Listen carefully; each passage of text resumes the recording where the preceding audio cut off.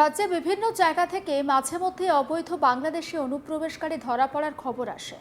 তাতে জিজ্ঞাসাবাদ করে বিভিন্ন তথ্য সামনে আসে। এবার ফের একবার ধরা পড়ল অবৈধ বাংলাদেশি অনুপ্রবেশকারী। মুর্শিদাবাদে লালগোলায় সীমান্ত পেরিয়ে পশ্চিমবঙ্গে অবৈধভাবে অনুপ্রবেশকারী 5 বাংলাদেশিকে গ্রেপ্তার করে হোল্ডিং সেন্টারে পাঠিয়েছে পুলিশ। জানা গিয়েছে, গোপন সূত্রে খবর পেয়ে বৃহস্পতিবার রাতে লালগোলা থানার অন্তর্গত পদ্মা নদীর তীরবর্তী পণ্ডিতপুর আমবাগানে বিশেষ অভিযান চালায় পুলিশ। লালগোলা থানার ভারপ্রাপ্ত আধিকারিক অমিত ভাগতের নেতৃত্বে পুলিশের একটি দল ঘটনাস্থলে হানা দিয়ে 5 জন বাংলাদেশি নাগরিককে পাকড়াও করে। জিজ্ঞাসাবাদে কোনো বৈধ কাগজপত্র দেখাতে পারেনি তারা। শুধু তাই নয়, অবৈধভাবে ভারতে অনুপ্রবেশের বিষয়টি স্বীকারও করে নেয় ওই বাংলাদেশিরা। এরপরই তাদের থানায় নিয়ে যায় পুলিশ।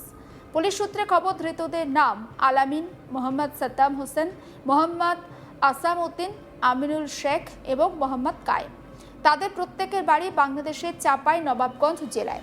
প্রাথমিক তদন্তে পুলিশ জানতে পেরেছে, সীমান্ত পেরিয়ে অবৈধভাবে ভারতে প্রবেশ করার পর অন্য রাজ্যে কাজের উদ্দেশ্যে যাওয়ার পরিকল্পনা ছিল তাদের। কিন্তু গোপন তথ্যের ভিত্তিতে তৎপরতার সঙ্গে অভিযান চালিয়ে তাদের প্ল্যানে জল ঢালে পুলিশ। ধৃতদের বিরুদ্ধে নির্দিষ্ট ধারায় মামলা রুজু করে তাদের হোল্ডিং সেন্টারে পাঠানোর ব্যবস্থা করে লালগোলা থানার পুলিশ। আসলে সমস্ত বিষয়টা নিয়ে আমার কলিগ সব্যসাচী ব্যানার্জি কি রিপোর্ট তুলে ধরছে সেটা দেখায়। বাংলাদেশিকে গ্রেপ্তার করলো লালগোলা থানার পুলিশ। বাংলাদেশি অনুপ্রবেশ যেন থামতেই চাইছে না।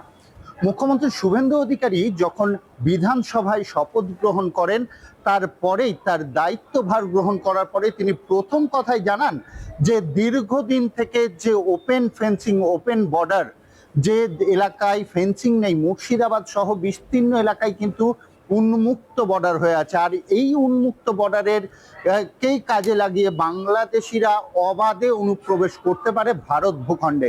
আর প্রতিনিয়তই সেই কাজই কিন্তু চালিয়ে যাচ্ছে বাংলাদেশ।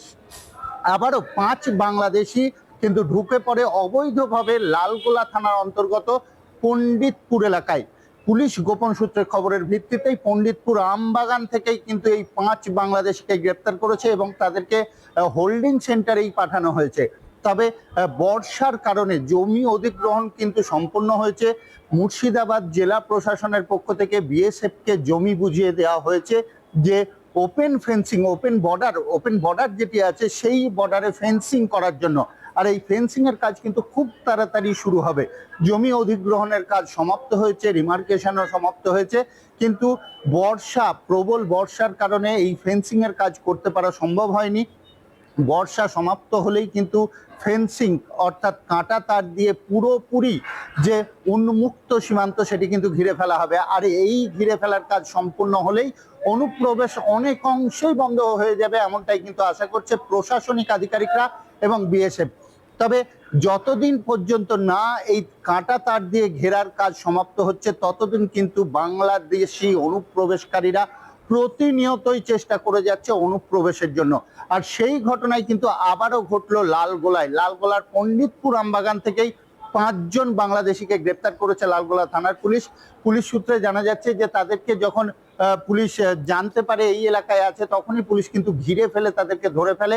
প্রথমে তাদের কথাবার্তার মধ্যেই জিজ্ঞাসাবাদে তারা প্রথমে স্বীকার করতে না চাইলেও পরবর্তীকালে তাদের কথার মধ্যে একাধিক অসঙ্গতি ধরা পড়লেই তারা কিন্তু স্বীকার করতে বাধ্য হয়। তারা বাংলাদেশের চাপাই নবাবগঞ্জ এলাকার বাসিন্দা এবং সেখান থেকে তারা অনুপ্রবেশ করেছিল। তাদের উদ্দেশ্য কি ছিল, কি কারণে তারা অনুপ্রবেশ করেছিল, সমস্ত বিষয় তদন্ত করে দেখছে পুলিশ।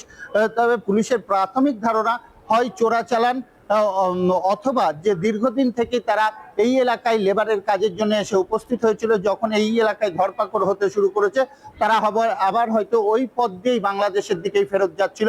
দুটি ঘটনার মধ্যে একটি ঘটনা ঘটতে পারে, এমনটাই কিন্তু পুলিশ অনুমান করছে, তদন্ত করে দেখছে। আর কে বা কারা এই এলাকায় উপস্থিত আছে, এই এলাকায় আর কোনো বাংলাদেশি উপস্থিত আছে কিনা সেটা কিন্তু তদন্ত করে দেখা হচ্ছে। তবে প্রতিনিয়তই সীমান্তবর্তী যে থানা, মুর্শিদাবাদের যে সকল সীমান্তবর্তী থানাগুলি আছে সেগুলিতে কিন্তু বাংলাদেশি গ্রেপ্তারের ঘটনা সামনে আসছে। যেমন জঙ্গিপুর ফাঁড়িতেও বিগত দিনে বাংলাদেশি গ্রেপ্তারের ঘটনা সামনে এসছে, ডোমকলেও এসছে, আবারও লালগোলাতেও এই বাংলাদেশি গ্রেপ্তারের ঘটনা ঘটে গিয়েছে। 5 জনকে হোল্ডিং সেন্টারে পাঠানো হয়েছে।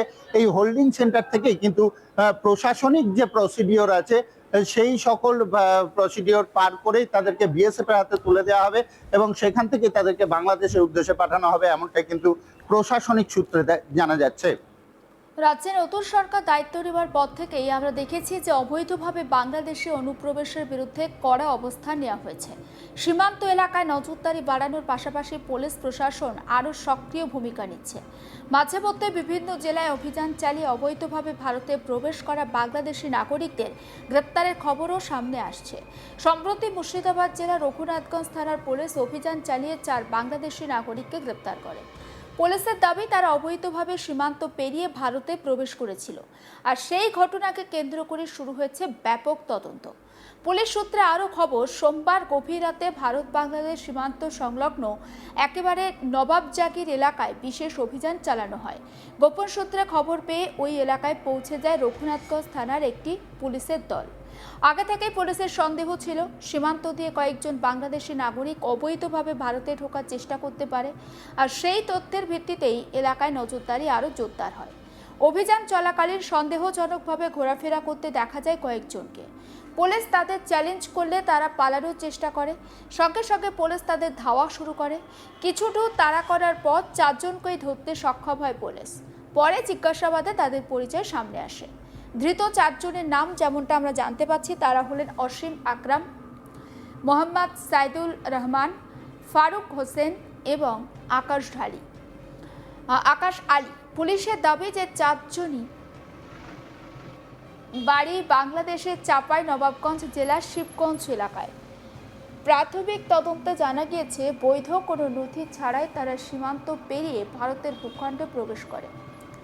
তদন্তে পুলিশের প্রাথমিক অনুমান যে গরু পাচারের উদ্দেশ্যেই তারা ভারতে এসেছিল।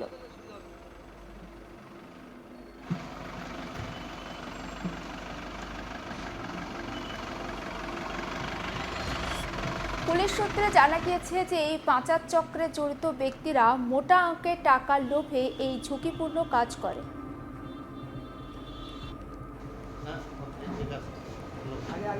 তদন্তকারীদের দাবি যে ভারতীয় ভূখণ্ড থেকে পদ্মা নদী পেরিয়ে বাংলাদেশে একটি গরু নিরাপদ স্থানে পৌঁছে দিতে পারলেই পাচারকারীরা 30,000 থেকে 40,000 টাকা পর্যন্ত পারিশ্রমিক পায়।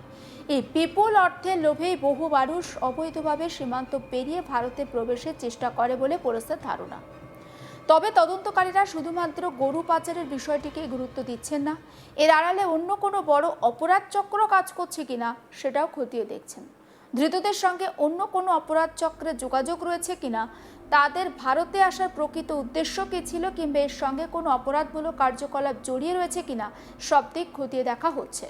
সমস্ত আপডেট পৌঁছে দেবো আপনাদের কাছে। নজর রাখুন আজ তাক বাংলা, সাবস্ক্রাইব করতে ভুলবেন না।